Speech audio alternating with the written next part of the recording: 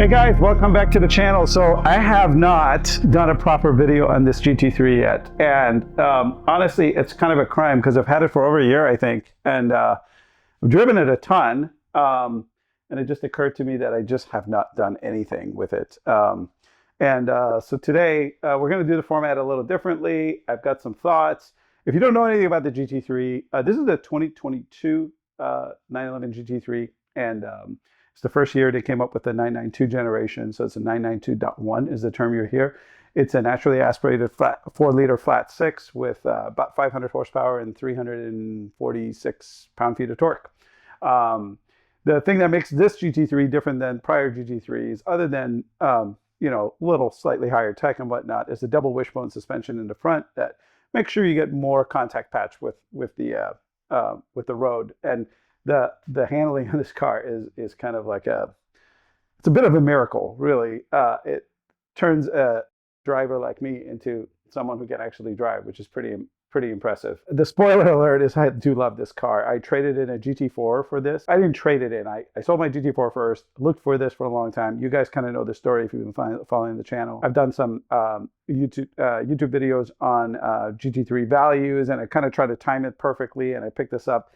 Still really at the sweet spot where you could pick one of these up, and I've been real happy with it. Before we start her up and we go on the road, I just wanted to kind of talk about the car a little bit. The spec that I have here, this is a PDK car. I know a lot of you are enthusiasts of the manual transmission, but this is a PDK car, and I wanted that. I've had several manual cars, just wanted to try this. I do some autocross events, and PDK is just much more fitted for that, and also for daily driving.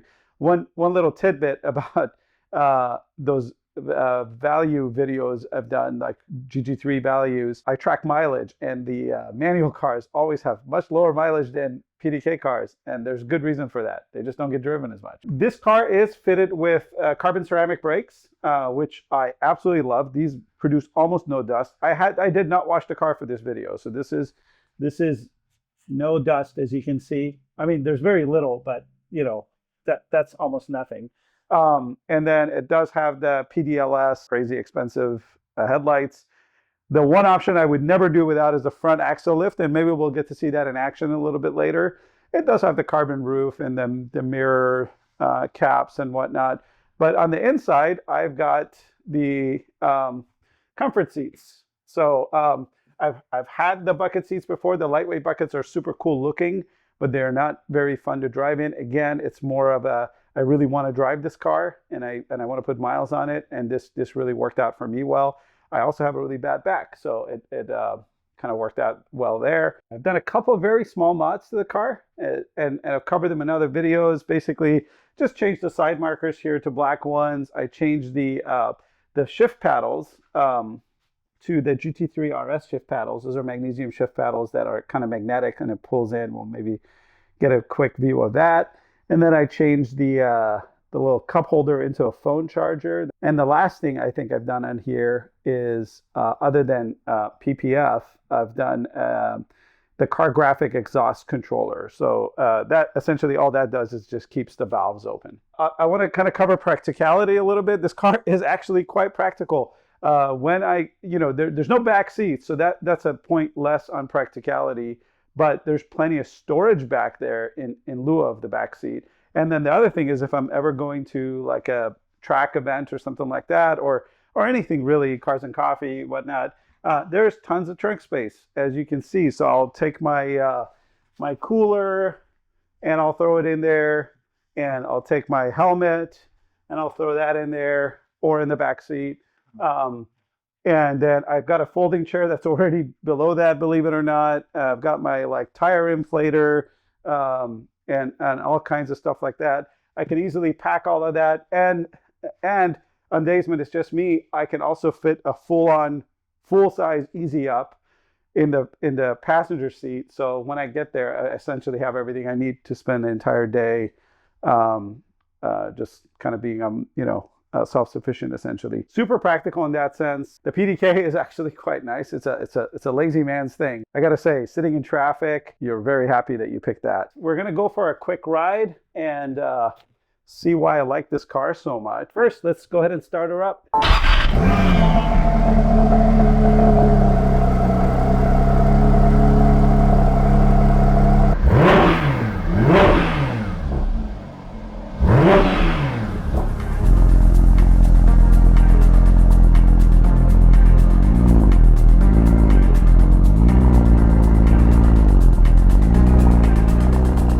I've got my little phone charger here, which I really, really love actually. It just, seamlessly charges the phone. And then other than that, I've got front axle lift, which is on right now. And the thing about this front axle lift, it's super smart. So if you set it at a specific location, next time you're back there, the GPS will recognize that's where you are and it will automatically turn on the front axle lift. So the car will automatically lift on its own, which is really nice. Okay, so there are essentially like 3 modes to drive this car. It's not super highly configurable like the GT3 RS, but it essentially has this normal mode that we're in right now, and I can change the drive modes using this little knob here. So I can go to sport, and you heard the transmission kind of change right there. It essentially just changes where the shifts happen, essentially.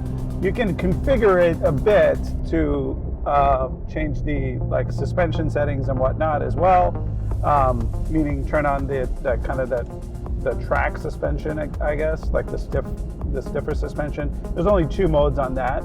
And then it also automatically, when you go to sport or track mode, it automatically turns off the auto stop feature, which is kind of the best thing about that.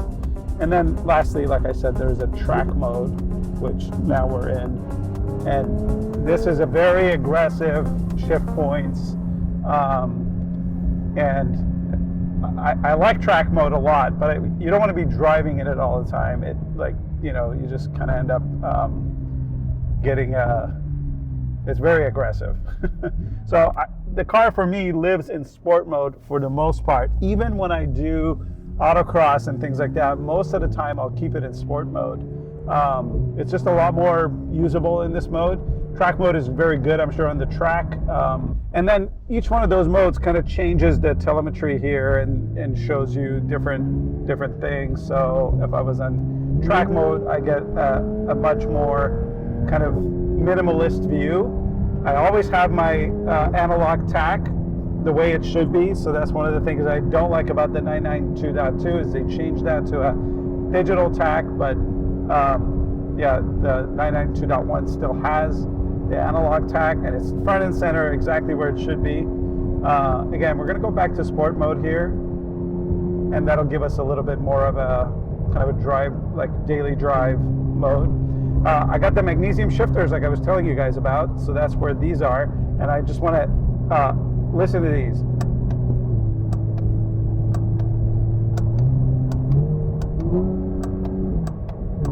They're absolute pleasure. They are an absolute pleasure. So what happens with these is they have a little magnet built in. So as you pull it in, it'll pull it in the rest of the way. Now you can do it quietly, like I'm doing right now, if I just kind of modulate it very slowly. So right now we're in the true PDK mode. So the car is not shifting manually. If I wanted to shift manually, essentially just move this lever over, and now I'm in manual shift mode, meaning it will completely redline. It won't shift for me at this point, and I have to do the shifting. You notice I was in fifth right there. I got to go down to third to do that.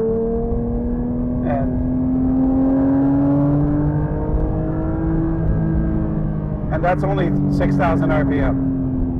And as you know, this car really lives at 9,000. As far as like ergonomics and drive dynamics and stuff like that, I can't imagine how you'd improve on this. I'm very comfortable. Everything is within reach. Steering wheel is absolutely perfect. It doesn't have too much gimmicky crap all over it, but it has just the right stuff that I need. I don't know about putting the lever or the drive mode selector, even that on the steering wheel. I know a lot of manufacturers do that, like Ferrari does like the Manatino thing there, but I think really minimalist steering wheel is kind of the way to go for the most part. And these days this is considered minimalist, but it's not. It's got a bunch of stuff on it, obviously. Okay, so here we'll see if we can pick up some speed. And I'm not going to even do launch control or anything like that. We're just in sport mode, and we're just gonna get on it, and hopefully hit 9,000.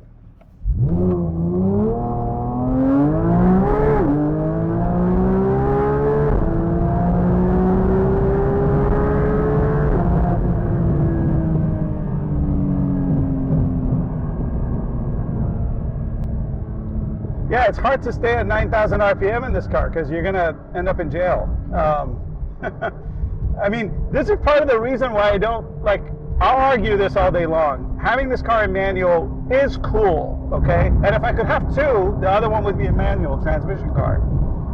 But the problem is 9,000 RPM, right? That's second gear. You're already like past the speed limit. So you're really just shifting back and forth between first and second for the most part. If you're trying to be at 9,000, it just doesn't make a whole lot of sense, honestly. As fun as it is to shift and have that engagement with the car, it's not. In this car, it isn't for me. What I'd love to have is an air-cooled classic, 964 Porsche manual transmission with like 300 horsepower. That's where I feel like I can use the full might of the engine and still get through most of those gears, just get to like fifth gear or whatever. But with this, it's like you're never gonna see 9,000 RPM on your daily driving, and that's really where this thing lives, unless you want to be shifting back and forth from first and second the whole time.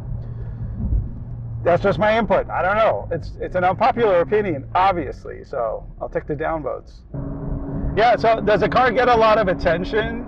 It does, but like most people don't really know what a GT3 is, which is kind of a good thing. Like you don't want to be attracting all the attention, right? But it does get attention from all the, all the car enthusiasts and stuff like that. I get thumbs up just about everywhere I go. A lot of it is just like, younger men, which is, it's not a chick magnet in any way. It's not a Ferrari, right? Like it's not a very showy car. It's not a Lambo or anything like that. But it does get kind of the respect of the typical car enthusiast. I'm sure it would do better even if it was manual, but it isn't. And then road feel, it's pretty comfortable here, right? This is a very nice road. We're on Santiago Canyon Road here. In Southern California in Orange County. This is an exceptionally nice road this time of year. It does sometimes get a lot of debris on it and whatnot.